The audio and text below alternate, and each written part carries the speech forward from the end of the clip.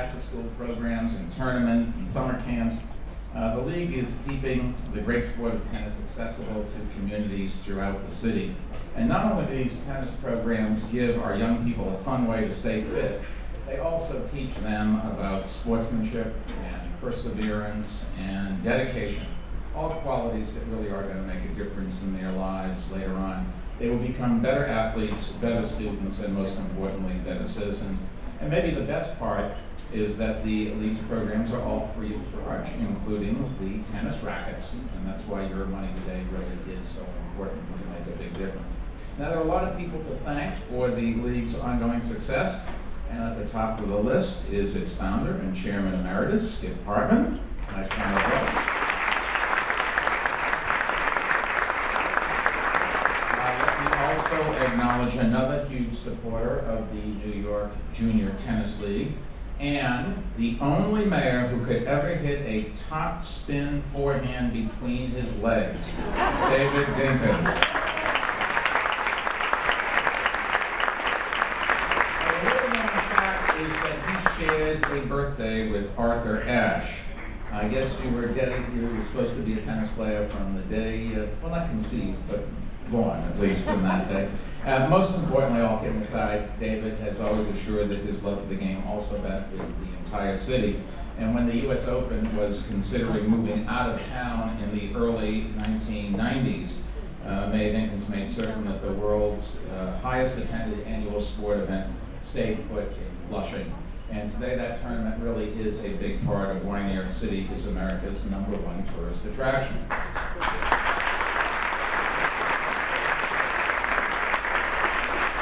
I must admit the current mayor loves golf. Sorry about that. I'm not much of a tennis player. I have trouble hitting a ball that just sits there waiting for me to whack at it. I'm not moving. Any tennis player, Corey, I don't know how you hit the ball moving at you or how somebody, a cheater, can hit a pitch or something like that. I can't hit the stupid thing and it just waits and waits and knows what's going to happen to it, and for some reason but that doesn't take away from the fact that I am a tennis fan. In fact, I have my own tickets. That's why I didn't bid on the. I also get invited to the presidential suite. Now, and it cost me a lot more money to get that invitation than it cost whoever bought that tonight. Now, a little known fact is, does anybody know where the first tennis match played in the U.S. took place and what year? Staten Island is correct. Thank you very much. The Forgotten Borough will be pleased that you remembered them. And what year was it? 1874. I don't remember that. Today, seriously, with more than 600 public tennis courts in our city and with great organizations like the New York Junior Tennis League, the game is alive and well in all 5 boroughs. And who knows, maybe 1 or 2 of those 100,000 kids that the league serves each year will grow up to become the next big tennis star. He could be the next Jim Courier or even the next Mayor Dinkins, for all I know. As long as he doesn't run until next 13. I'm not going to be there, folks. But certainly all of them are on their way to becoming better students and better New Yorkers because of the guidance that they receive from the great people who give back to the New York Junior Tennis League. And I just wanted to say thank you to all of you for your dedication to the children and for sharing the love of tennis across the city. Tennis is a good thing to bring people together. We do with our schools, we have theme schools. The idea, it doesn't matter whether they finally go into that theme as an occupation.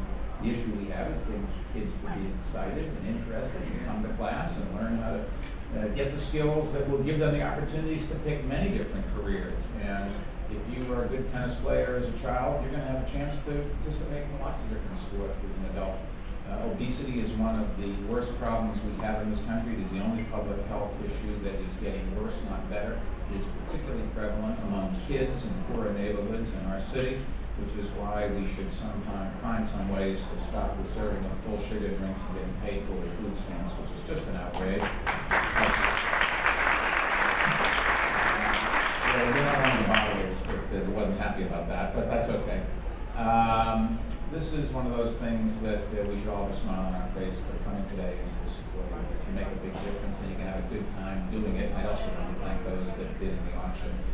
You are great. So enjoy the day. I'm off to do something else. I know what I somehow or other I've got to light a 33-foot menorah tonight. I'm not as tall as Carillo, so it's going to be a little harder. So on.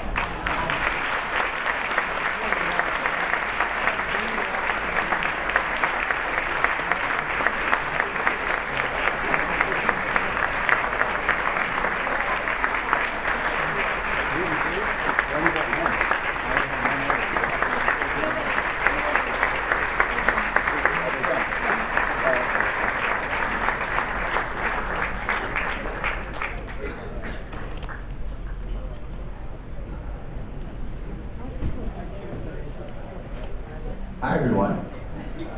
A little late, but better late than never. I'm Maurice Dubois from CBS 2. Thank you for having me. And thank you, Mayor Bloomberg, for your remarks, as always, insightful, witty. Like the mayor, my tennis game is weak. Unlike the mayor, I'm over 40. And like the mayor, I love the Open, I love tennis, I love the NYJTL, I love what you've been doing. Skip Hartman, I salute you, and I salute each and every one of you for coming here each and every year and doing something great for our kids. They need us, they need you, and they need your support. So thank you for doing that. I get to introduce Mary Carillo, the wonderful Mary Carillo. That's right. She, you know most of her story, right? Played pro tennis. She moved from there to the international media career in sports broadcasting. She started on TV at USA and has been a tournament broadcaster and analyst for ESPN, CBS, the US Open, HBO at Wimbledon. She's also covered numerous summer and winter Olympics games for CBS, NBC, and USA as well. Well, you can't, but there's nothing wrong with that. Former mixed double partner of John McEnroe, joined him in the broadcast booth, and since then, her candid and insightful commentary has earned her accolades throughout the industry, including the distinction of being called the sports top analyst by Sports Illustrated. That's not to be sneezed at. Also got an Emmy for her profile of severely handicapped athlete Rick Hoyt. And the apple does not fall far from the tree, by the way. I got to meet Mary's mom some years ago.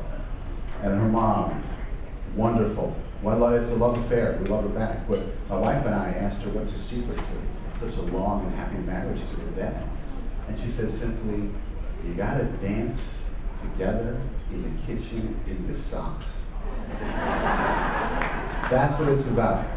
And if you want to know what Mary's about, know what her mom's about, you get the idea. Just a warm welcome, please, for our good friend, Mary Carillo.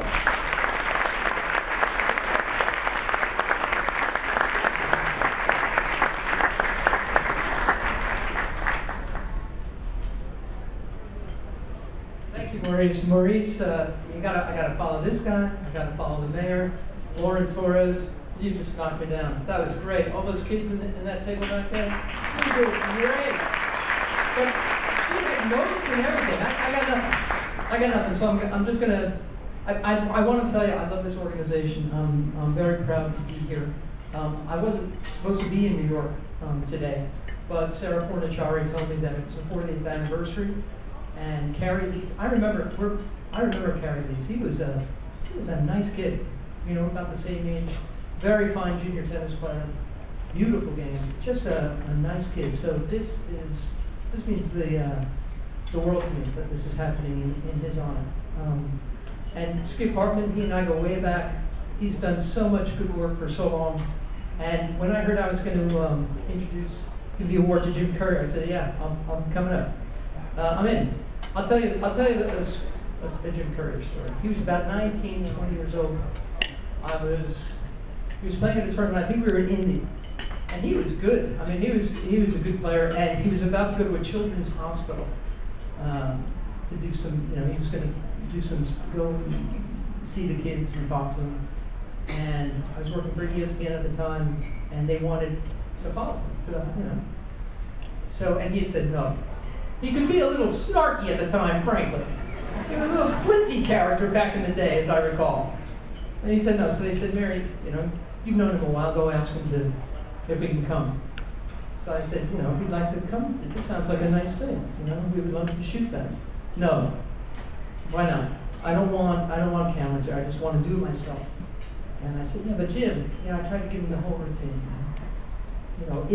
If we shoot it, then more people will become aware of this hospital, and I gave him the whole. Anyway, it went on and on.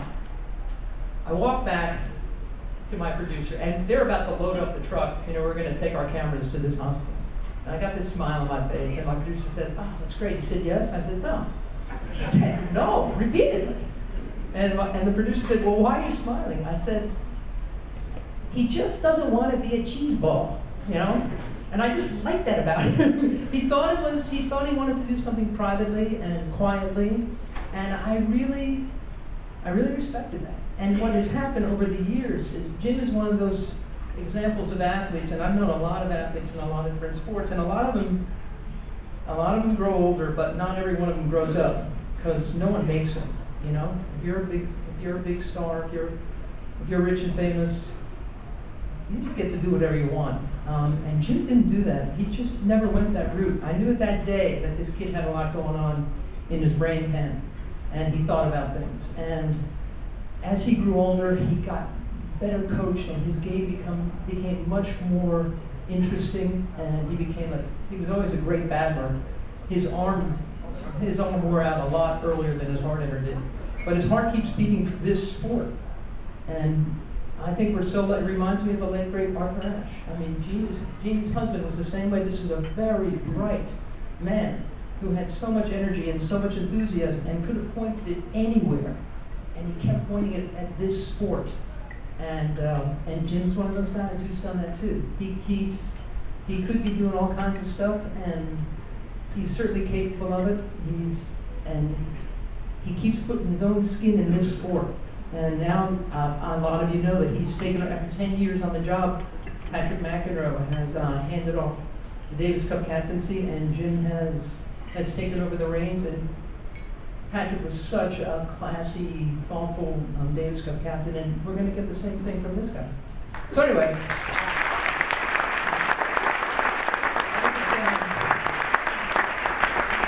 I think it's great that we get to honor him today. I really do. There's something special about this guy, and so I want to give him some award right up here. Come on up, Jim Curry.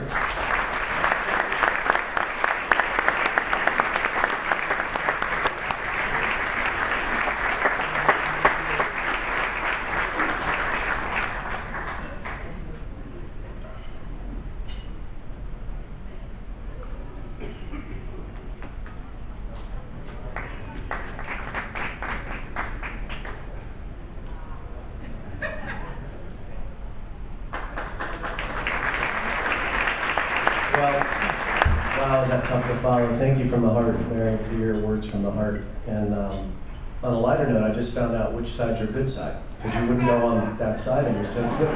So now we know. So that's good. You're a TV veteran. Well, first of all, good afternoon, everyone. It is such a privilege to be here with all of you. So many great speakers have been on this stage. You've heard the words about why tennis is meaningful for people, myself included. Tennis is such a way for kids, all the kids and all of us, to kind of find ourselves in a different way, particularly young kids that are impressionable. I got this out of tennis, and it's translated into every aspect of my life. Tennis gives you so many disciplines along the way, no matter what level you're playing in. But tennis, first of all, integrity. When you're a kid, if you get to play pros, you don't get to call your own lines anymore. But when you're a kid, you call your own lines. What other sport do kids play where they have to referee themselves? There are very few. And it's such a great asset for people to have. You really learn a lot about people. It's said that you learn a lot about adults by going out and playing golf with them, finding out how they respond to adversity. I would say tennis with kids shows you a lot, because I know a lot of the kids that used to cheat me when I was 7, 8 years old that are probably cheating somewhere else in their life right now. And so it does translate, and I think it's important to learn those lessons early. Goal setting. Now, these are things that the kids that come to this program, it will be drilled into them to set goals, attainable goals, things that they want to be able to do. I want to learn topspin forehand. I can do that in time, but you also learn that things don't necessarily come easy in life. You have to fight for them. It's a great skill to have, because I think we all recognize we're sitting in this room, we're luckier than most, but we had to fight for things too, I'm sure. So there's so many great things. We can go on and on. I think the mayor laid it out beautifully, the things that programs like this can do. But for 40 years, Skip and everyone who's been involved, that is a remarkable achievement to keep something. It's impressive to keep that momentum going. And I will tell you, a program that I started with some friends about a decade ago in Florida supports a program virtually identical to this. We have a public park in St. Petersburg, Florida, called Bartlett Park, which, Mary, we used to have Rod Laver and Chrissy and all the greats played there, and on the old Grapefruit League, effectively. It became an abandoned, effectively, park in a pretty tough neighborhood in St. Petersburg, and we got together and we raised some money, just the same way that we're doing here today, to put that park back together, and got city funding like this one. And it's now a flourishing program, free after school for kids that come, that primarily walk there, and it really is heartwarming that something of this stature and size is going on here in New York, and this new facility, this Carillo Center, is just going to do wonders for that neighborhood, not just for the people that play tennis, but it's something where people in the neighborhood can get a sense of pride about having something so wonderful in their neighborhood. So we're all here for the same reason, for the right reasons, and it's a privilege to be here with you.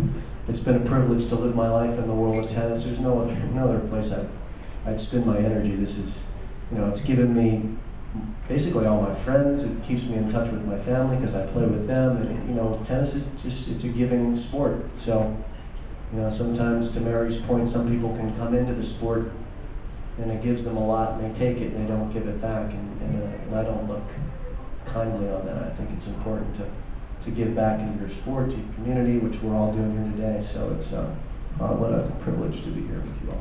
Thank you very much.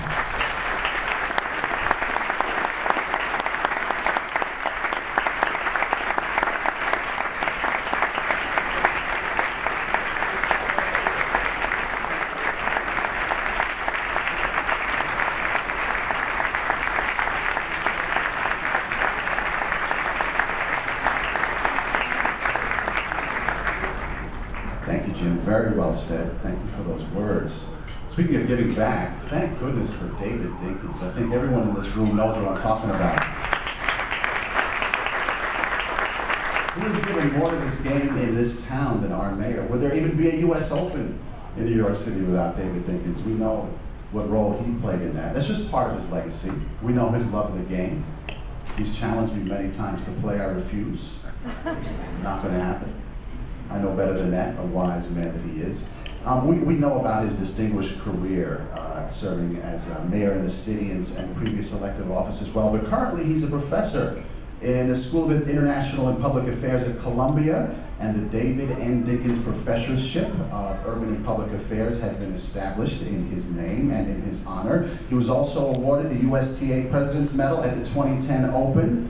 And for those of you who visited the Billie Jean King National the Tennis Center, the base of what they call the passerelle. Anybody know what a passerelle is?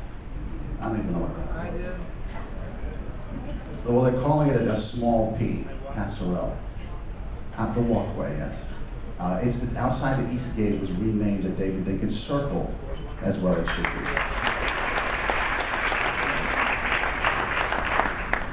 So moving right along. He was the first ever honoree at the Civic Awards Luncheon, the Leadership Luncheon, and now 40 years after its founding, he is here to present Skip Hartman with his award. So please, a warm welcome for our friend David Dinkins.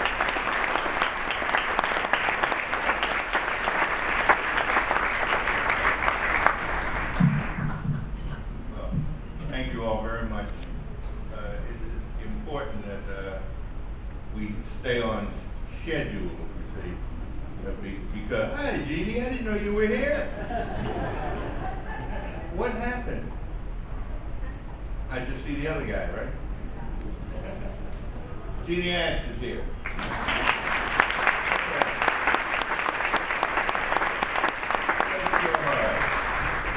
You know, seeing you and Polly Scott, they were there in the beginning as well. frequently, on occasions when I'm privileged to address an audience like that, this I will say, as my African diplomat friends say, usual protocols observed, which means that I will have acknowledged all the important people in the audience. And so, Joyce Minship, I called your name, and Alice Levine, and Faye Ann Lee. These are women with whom I play tennis, and sometimes we play against two men. And I always say, you ought to be able to beat an old man and a little girl, because these little girls are pretty damn good. But I know that, let me not fail to applaud my friend Jim Courier. I used to play tennis against his mother and stepfather, George, and so one day I was going to play with Jim. His mother told him, beat the hell out of him, kill him. What she didn't know was he was my partner.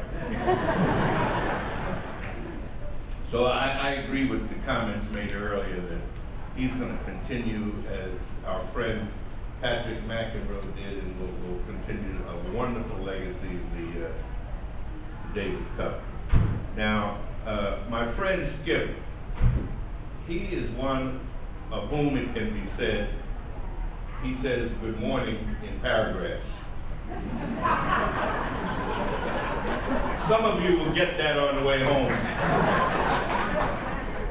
And because of that, and because of the need to really try to get you all out of here at about 2 o'clock, I'm going to abbreviate my comments, and I have pages here that I was going to deliver. So, but instead of that, Mary, you will understand this.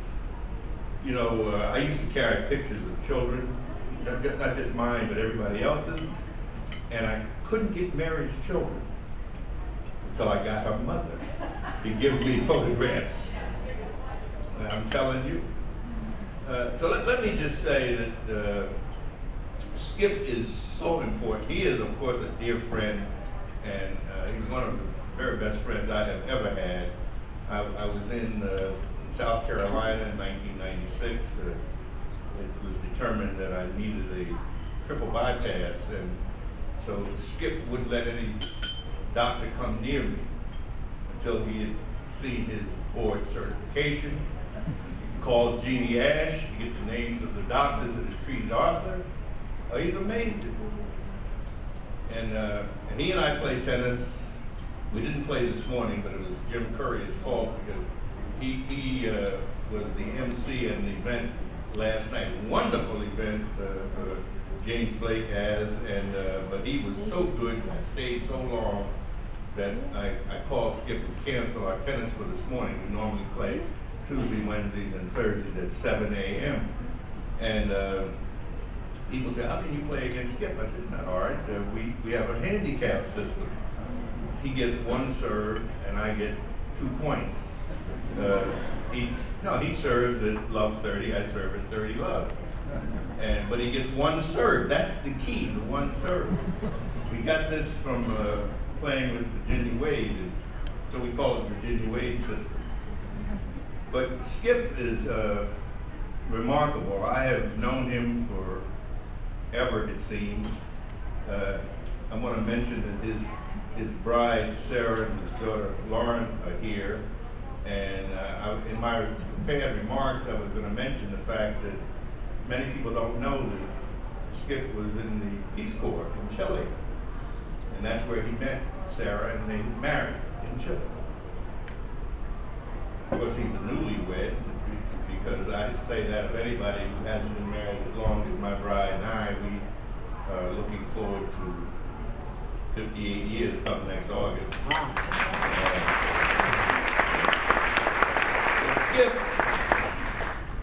Skip devotes so much time to the Junior Tennis League and to sports and arts in the schools. It's sort of a sister organization, and he continues even now to head up sports and arts in schools. And those of you who work with him and have observed him over the years know that I do not exaggerate. And I say frequently that the reason that the Junior Tennis League founded, the National Junior Tennis League, founded by Arthur Ashe, Charlie Pastorell, and Sheridan Snyder way back when, and then the New York Junior Tennis League, which Skip started along with Gene Scott and a handful of other folks. He did some really wonderful work. And he really cares about kids. You don't hear him talk about kids as much as I do, because I'm sort of a nut for kids, but he really does, and he delivers. And I say often that because of the free tennis instruction provided by the Junior Tennis League, some youngsters will become world-class players, like the McEnroe brothers. I reminded John Sr. of an occasion when I made reference to this, and Mark McEnroe was in the room, and I said, like John and Patrick, and Mark later came over to me and said, what am I, chopped liver? He's a pretty good player too. But some will become really world-class tour players, like Mary, and of course Jim Courier. But then there are those who simply will play sufficiently well to acquire college scholarships. And I am a World War II veteran, so I went to school free on the GI Bill. But it costs a lot of money to go to school these days. And like my friends here, they play tennis in school, and that's a good thing. But the main thing that interests me really, really is, think about it, hundreds of thousands of youngsters, and if you look at worldwide or nationwide over time, perhaps numbers like millions, who become simply better people through tennis. This is what Skip Hartman does.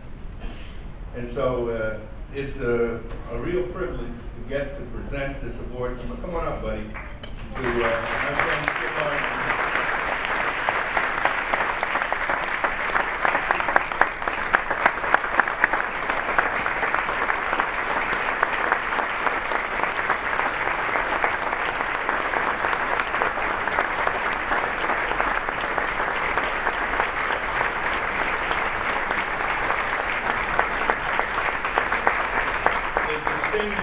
President of Manhattan, Scott Stringer, has issued a proclamation which concludes with these words: now, therefore, I, Scott M. Stringer, do hereby commend Louis Skip Hartman on the contributions to the communities of New York and salute his years of leadership and community service, and declare Wednesday, December 1st, 2010, as Skip Hartman Appreciation Day in the borough of Manhattan.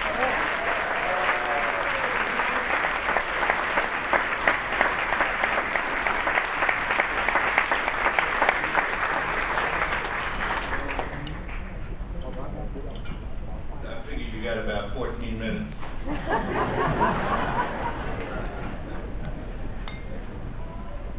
There's an awful lot of friends here in the room. It's pretty nice.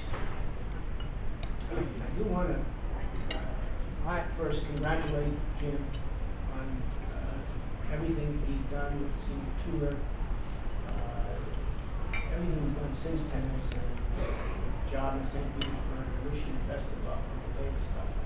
We love going.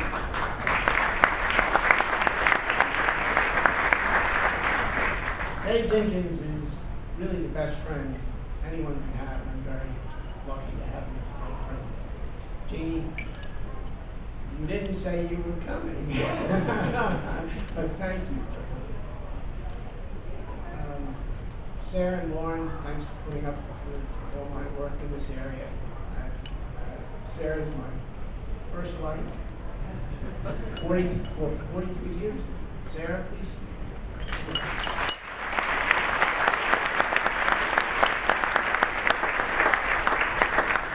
know, you're only as good as the people you work with. And I've been fortunate to have a number of people, I hope I didn't miss anybody, but in this room who I've been working with for over 30 years.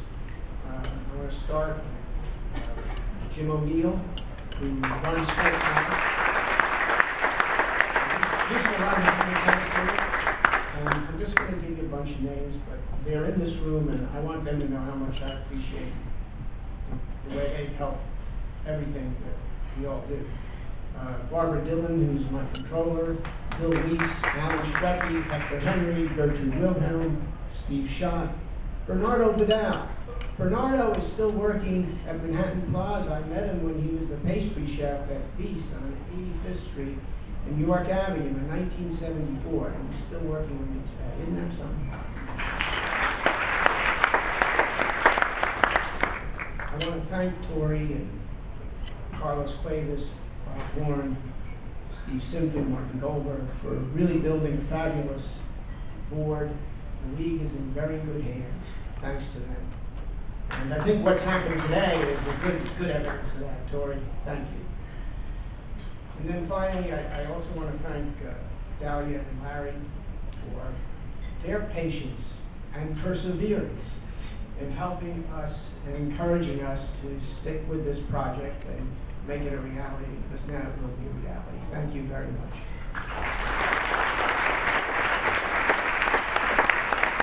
If I race through this prepared remarks, it should take about 11 minutes or 10 minutes. Everyone should be as lucky as I've been. For 40 years, I have combined two things that I really like: playing tennis and bringing tennis to others, either commercially, through developing indoor clubs, which pays my rent, and to children, both through clubs and through NYJTL. Others have said it, but not everyone has said it. Tennis teaches children skills they'll need in their lives. It's not reading, writing, or arithmetic, but it's just as important. It's the skills of dealing with their fellows, human beings, of losing and winning. Some people call it sportsmanship, some people call it life skills. But these are skills that young people need to be honest, productive members of our society. These skills get them into college, keep them in college, get them jobs, and prepare them to give back. I'm thrilled that in 40 years, the New York Junior Tennis League has touched in a significant way